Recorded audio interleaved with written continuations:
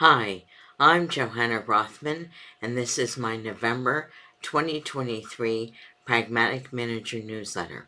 Manage unplanned feedback loops to reduce risks and create successful products. Easy for me to say. Susan, a senior leader, wants faster throughput. She can see people working hard, yet all the projects seem to take much longer than anyone expects. They're doing a lot of the right things. No team is multitasking. The teams work on one project at a time, and the teams manage their inside the team work in progress. But everyone's throughput is low. Worse, Susan has heard people say things like, "It's just not fun around here anymore. It doesn't matter what I do. I can never get ahead of the work." After some investigation, Susan realizes that teams have all kinds of problems managing unanticipated risks. They have late and unplanned feedback loops. Those late feedback loops don't help the teams manage their risks.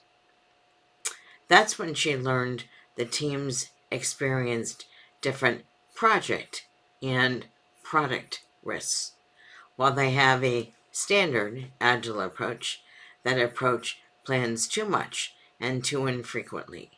That overemphasis on planning instead of learning created their unplanned and late feedback loops. That's when Susan decided to investigate further. Project risks differ from product risks. In project management, we're accustomed to thinking about the typical project risks, team-based risks for the features, date, and defects, manager-based constraints for the costs, the people, and the culture. While managers might want to define all those risks and constraints, only one of these aspects can drive the project. Another one or two might constrain the project, and the team will make trade-offs among the other aspects as they proceed. But while we might acknowledge technical risks in terms of features, product risks also include the relative need for innovation. Most projects require some innovation, which means they need to iterate on the backlog and the deliverables. What drives that iteration? Internal and customer feedback. And the longer the team's feedback loops, the less the team expects or can manage that feedback. That creates more product and project risks. Those risks were the source of Susan's team's low throughput. Susan discovered their organization's standard agile approach created long feedback loops. Reduce the duration of the feedback loops. For years, Susan reminded the teams of her feelings about delays and problems.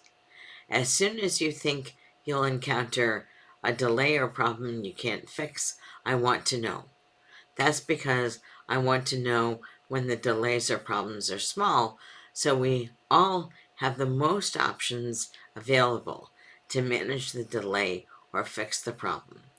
Then I can socialize the issues around the organization and to our customers.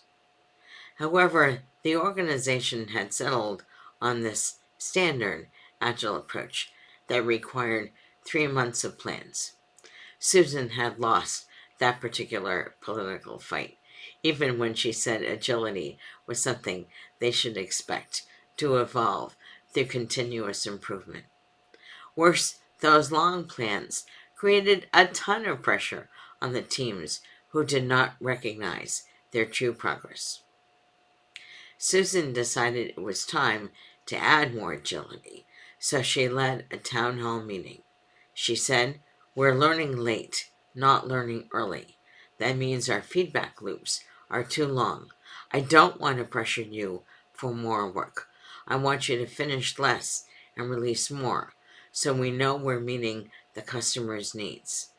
I expect more demos, more releases, and earlier feedback which might include failures. But we'll learn early, and that's what counts. I'll give you political cover to choose how you do this. Use any approach you need to learn what the customers want. After several oohs and more questions, the teams proceeded to change their approaches to manage their specific risks. Each team managed risks differently. Some teams use Scrum, while others use a Kanban system. However, several teams spent up to a month developing prototypes, with first internal and then trusted customer feedback. Those teams then delivered the features they chose to release. Each team managed its product innovation risks using different cycles of iterating over features and delivering. They had several outcomes.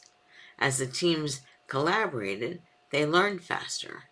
Each team needed much less overall planning and much more experimentation and delivery, with small, more frequent replanning. It's now been 3 months since that meeting. Even with the shorter feedback loops and positive feedback from the customers, Susan still has to defend each team's ability to choose their own approach. Some of the other senior managers enjoy the micromanagement that the standard Agile approach offered. With these changes, sales and support revenue have increased, all because the teams are releasing more finished work faster. Most teams I work with have unplanned and late feedback loops. Instead of trying to plan your way out of risks, consider how you can get internal and customer feedback more often so you can see your progress. The customers will be happy, and the teams will be more satisfied. That's the point of designing your project lifecycle. You can reduce your risks and increase agility, even if that agility does not look like a standard Agile approach. Learn with Johanna. The Project Lifecycles book is done. Link below. The book is wending its way through the publishing ecosystem as you read. It will probably be up everywhere by the end of this week. The nice folks at Planisware are sponsoring a workshop where I will review these risks and culture issues for agility in much more detail. Please register for that workshop, link below. I opened the registration for the Q1 2024 writing workshop. If you're considering public speaking, please see the self-study workshop for Write a Conference Proposal the conference wants and accepts. Enroll and take it any time you want. If you want my feedback, you can add that at the end of the workshop. I have all the other links below, and I thank you for watching and reading. See you next month.